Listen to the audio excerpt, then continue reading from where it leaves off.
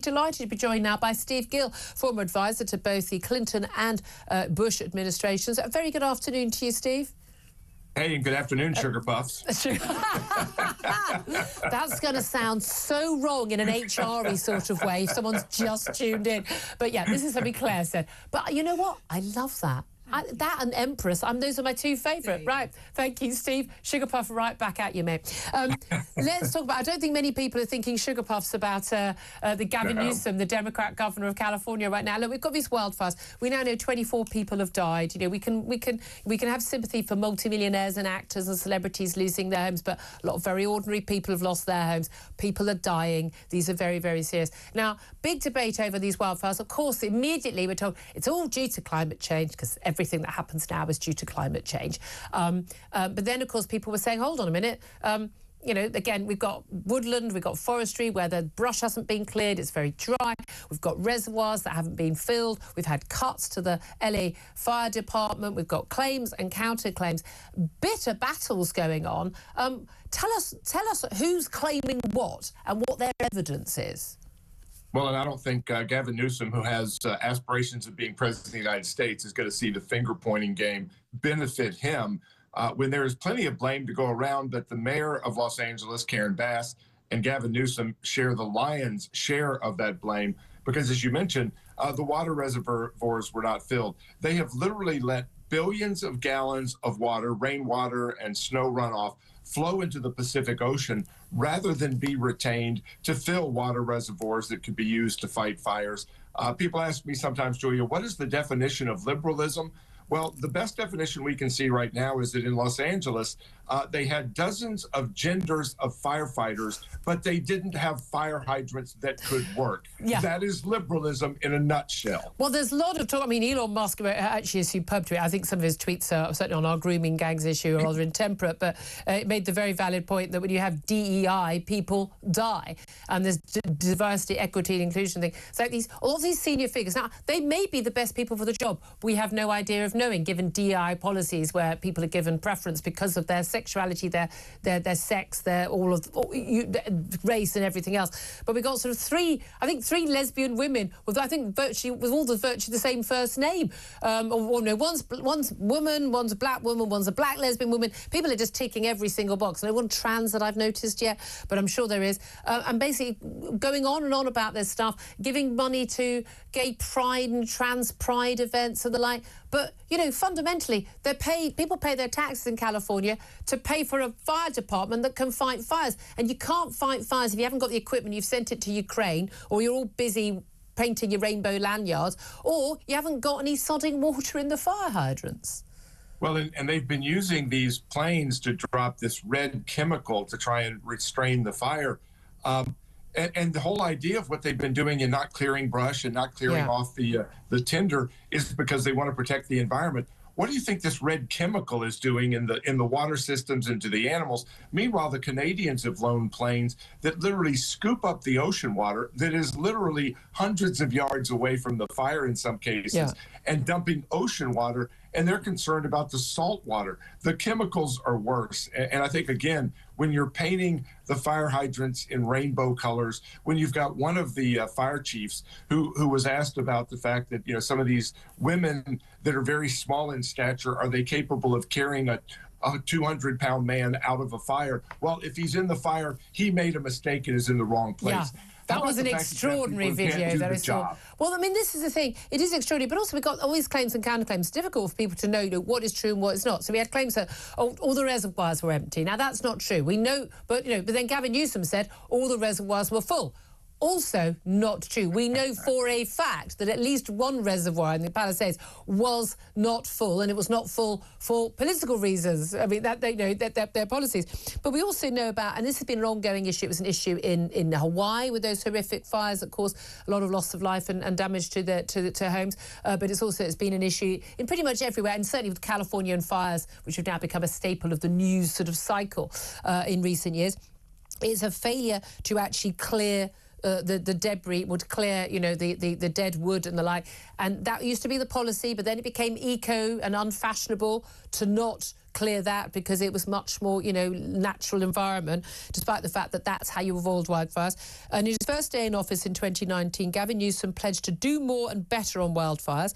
But an investigation by NPR. Now, NPR is the BBC on communist steroids. I mean, it's as left-wing as you can get. This is not an anti-democrat new radio station. A National Public Radio found that despite these claims that 90,000 acres would be managed responsibly and brush cleared, in reality it was less than 12,000 acres, and he deducted $150 million from California's wildfire prevention budget.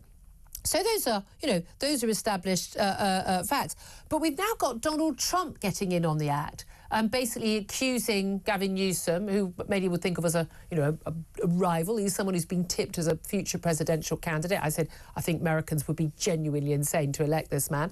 But basically saying that you stopped a plan that we had to help you with water in California. Is that true? Well, actually, Donald Trump was warning 3 to 6 months ago of exactly what has happened here, that if you didn't clear the brush, if you didn't make sure the water was being reserved, if you weren't stopping water reservoirs because of a 2-inch fish that they were concerned about, all of the things that Donald Trump warned about specifically have led to these fires. Now, let's be fair, Julia. Gavin Newsom is to blame. The mayor is to blame. These fire chiefs are to blame. But the voters in California and Los Angeles are to blame. Yeah. They keep electing these nitwits back in office. And at what point do they learn you can't keep banging your head against the wall and then complain about a headache? Yeah, I mean, that is the point, isn't it? And again, what's fascinating is deploying the National Guard and others to prevent looting from a lot of these areas where people have had to evacuate. Because suddenly now Gavin Newsom thinks that looting is something that shouldn't be allowed, when we've basically seen the legalisation on a wide scale of looting, police refusing to get involved. And again, we've had defunding of the police, all Black Lives Matters. And again, a lot of the celebrities losing their homes, and many of the people, they voted for this guy, they voted for these policies, they supported it publicly and on social media, and now it's all coming back to bite them very, very hard on the butt.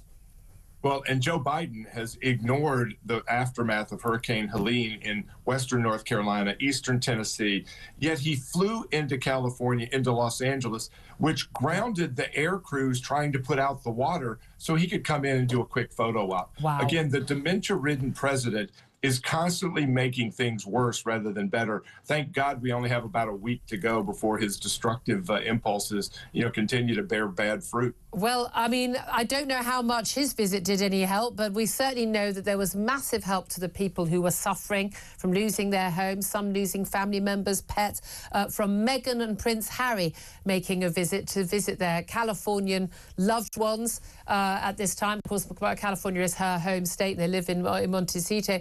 They turned up. Apparently, they were actually doing some actual useful charitable stuff, but there's a lot of cameras around when they were hugging people. A lot of people might have said, haven't the people involved in the fires suffered enough? They don't need a visit from Meghan.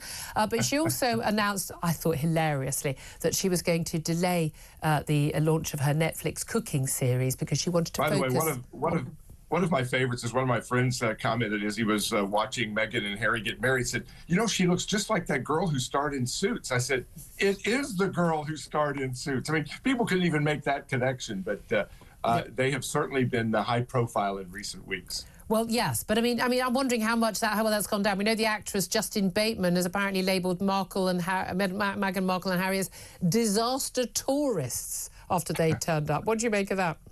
Well, at least they haven't been to Haiti like some of the other celebrities do from time to time and visit, and yet no money ever makes it to help people there. Yeah. Look, this is a horrific tragedy. As you mentioned, the death toll is now up to 24, is likely to rise. And sadly, because of the regulations that California put in place, insurance companies couldn't raise their rates despite the fact that fires are as seasonal as tornadoes and hurricanes. So they canceled insurance. So a lot of the people who've lost their homes have zero insurance to rebuild. Yep. The regulations in California, if you want to build a garden in your backyard, it may take a year to get approval. Yeah. It's going to take forever if people have the resources to rebuild homes.